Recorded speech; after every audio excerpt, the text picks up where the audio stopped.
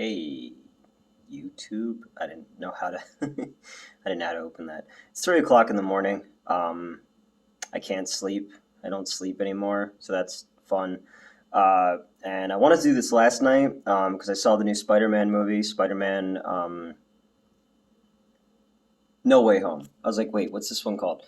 And I was gonna post it up last night, but then the theater where I was, the sound of the heater sucked, so I thought I would sit at my kitchen table and do it. I'm, I'm out wearing pants, so that's fun. Um, yeah, so let's get into this. Um, Full disclosure, I didn't give a shit about this movie when it was announced. I know everybody was all excited. Uh, Almost lost my phone there. Alfred Molina in the trailers, people were all excited about that. I was like, meh, you know. I thought the idea of the multiverse being a thing kind of bugged me a little bit because the cynical angry old man of my brain is going like, oh, okay, well, they're doing this with the Flash. They already did it fucking perfectly with Into the Spider-Verse because that's one of the greatest comic book movies ever made. I'd put it up there with like Sin City as like a adaptation of the source material that like is really like that's what a comic book movie should be. If you're gonna take the style of it and translate it to film, uh, not like comic book movie. Like yeah, people love the Avengers movies, but they're cinema. They're it's film. It's not an adaptation of that art style or whatever. Ugh, I'm rambling. It's 3 o'clock in the morning. I'm also trying not to say or lick my lips because last two videos that I put up that I took down, people, I mean, people say nasty things regardless because, you know, but I was just trying to watch that. Uh, where was I? I should write notes. And I didn't write notes. I literally was sitting on my sofa watching old episodes of The Simpsons, and I said, I'm going to shoot a Spider-Man review. Yeah, I didn't care that this movie was coming out. I think the multiverse thing was gonna be like, who's your favorite Batman? Oh, Michael Keaton. Well, he's in it too, and Ben Affleck. Everybody gets a medal. It's like, and I'm so glad that I was wrong. It's hard to review this movie because literally, like, you don't want to be a dick. I'm trying not to be a dick anymore. And the first 20 minutes of the movie is basically what the trailers were, and then it becomes something else completely. And I really want people to kind of go into it and experience it because, like, I watched it by myself, but I was like, man, there's certain parts of this movie that I want to see with an audience because I really want to see how they react to it. Again, why I didn't care about this movie before tonight, and I'm kind of glad that I went into it with such like because I enjoyed it, and I think maybe me having it in my head that this is going to be this maybe made it a little bit better for me.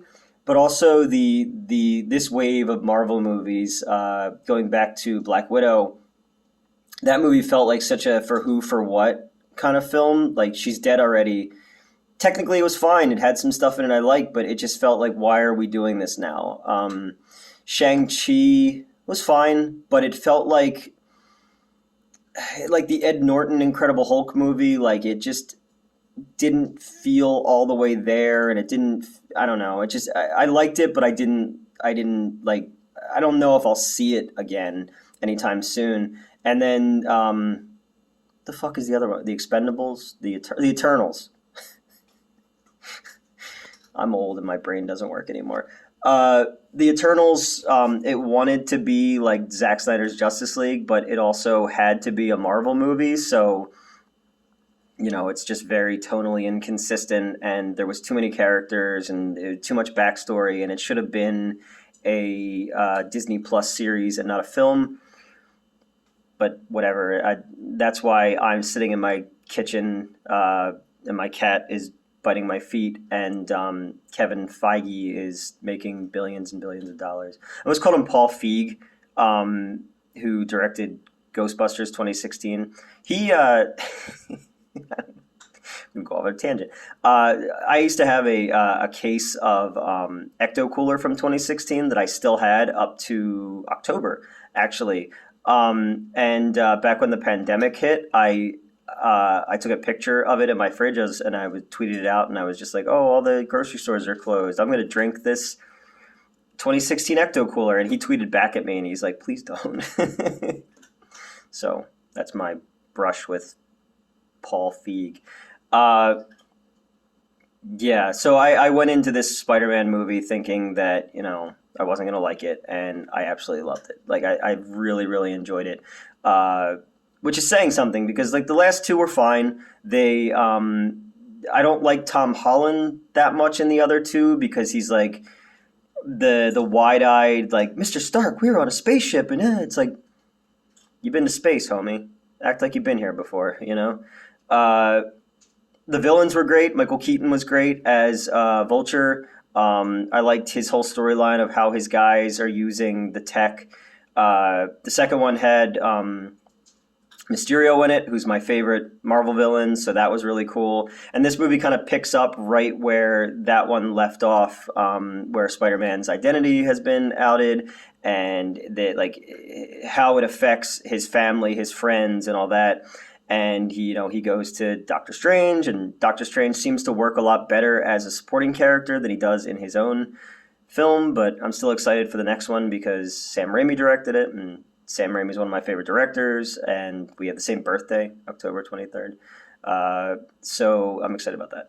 So he goes to Doctor Strange, and he does a spell to make people forget, and then Peter keeps going, "Oh, but Ned," and "Oh, MJ," and "Oh, my aunt," and "Happy," and it messes up the spell. So the multiverse is opened, and in the multiverse, anyone who knew who Peter Parker was, the villains are all coming for him. What you see in the trailer, and you get like Sandman and the Lizard and Green Goblin and Doc Ock and Electro. And everyone's continuity is respected. They make some good references to, why Jamie Foxx doesn't look like the guy with the comb over and the bad teeth anymore and all that. I don't know. I liked it. And it didn't... What I thought it was going to be was everybody shows up for a minute and then they disappear until the big fight in the third act when it becomes a CGI mess. That happens, but it's really well done. Lizard and Sandman are probably the least served in this version. They have the least to do, but it's cool to see Thomas Hayden Church again and the British guy from Amazing Spider-Man who just wanted to turn people into lizards. Willem Dafoe is fucking awesome in this movie. He's chewing the scenery, and there's weird editing shit in it where like they cut away from him when he's really going full Dafoe, and I'm like, why would you not have that face like on camera being like campy, scary, awesome? So that was weird. And there's also like stuff where there's weird compositing because they obviously had to like shoot people in secret so that paparazzi didn't see them. So there's just weird compositing stuff in it. There's an amazing cameo early in it of my favorite Marvel hero, and that made me really happy. Again, I want to see this with an audience at some point. So all the villains come through, and Peter finds out that they all died fighting Spider-Man, so he thinks he can cure all of them, and he goes about, he throws Doctor Strange into a parallel universe and goes about trying to save them, and then things just go bad. Jonah Jameson is played by J.K. Simmons again in this one. He's more like an Alex Jones type character, like he was at the end of the last one. He just kind of comes and goes. Like, he's important to the story, but you probably could have lost that.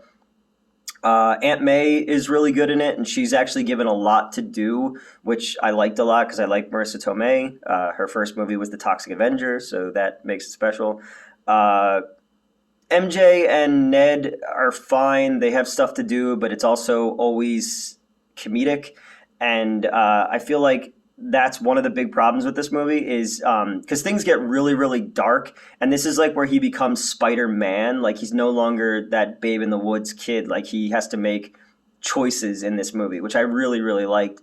And but sometimes they just stop things and they undercut things with a joke, and but that's the Marvel movies. You know, they're again they made a gazillion dollars and they've been doing it for 15, 20 years now. I don't know. I remember 2007, I think Iron Man came out.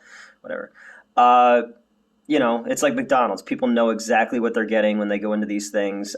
This isn't as good as like Sam Raimi's Spider-Man 2. It's not as good as Into the Spider-Verse, obviously, as I had said. But I really, really liked it, and I'm really glad that I saw it. And I want to talk about all the other stuff that happens because there's some really fucking witty fun banter in this movie that happens in the third act, and there's stuff that happens that like I never dreamed that I would see in live action, and that made me really happy. So yeah, so I liked it a lot, and I'm glad that I saw it, and I'm glad that I wasn't shitty and skipped it because I'm a sad old man. Um, yeah, Spider-Man, No Way Home. Definitely worth checking out. Let me know below when you see it. Don't, well, I guess by the time, it doesn't matter at this point. People have already have seen it and will probably be talking about it, whatever. Let me know what you thought, and I'm actually interested how this one ends, where they go with the series from here. I'm like, oh, okay, I'm interested in Spider-Man again. This will probably be the last of the shot on my phone reviews. Well, technically it's the first because I deleted the other two. I'm working on doing something with this channel. Or I don't know. I don't know how much I want to talk about. Not for like secrets or anything like that. I'm just trying not to have a fucking pity party or anything like that. I want to, I want to do some cool stuff. I still have stories to tell.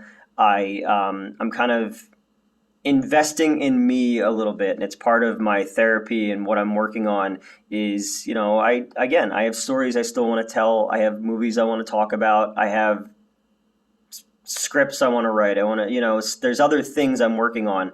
So to fund that, I sold my movie poster collection. I sold my comic book collection. I sold a lot of the films that I still had because I needed to invest in some stuff that I didn't have. Working with some people who are kind of teaching me things that I probably should have learned a long time ago about editing and cameras and lighting and stuff like that. And I'm just trying to, I want to be more than the schedule boy and an idea man. Like I want to actually like make things and put something on something on film that has like a vision, even if it's schlocky and hacky, like it's mine, So I'm working on that. I'm gonna have a more well produced piece coming up that I wrote and shot with some people, and it's gonna be pretty cool. And then some other promo stuff, and then hopefully I'll have the money and the time, and I can do some of the other things that I want to do because I really want to make 2022 is kind of the last chance that I'm giving myself to achieve some of the things that I've wanted to achieve since I was a little kid, So yeah, that's kind of what's been going on with me. So keep an eye on this channel if you want, if you like the dumb stuff that I talk about.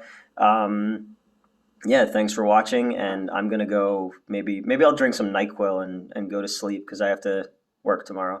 Uh, yeah, thanks for watching. Like, share, and subscribe, and comment, and analytics, and I don't know what are other YouTube words. Whatever. Good night.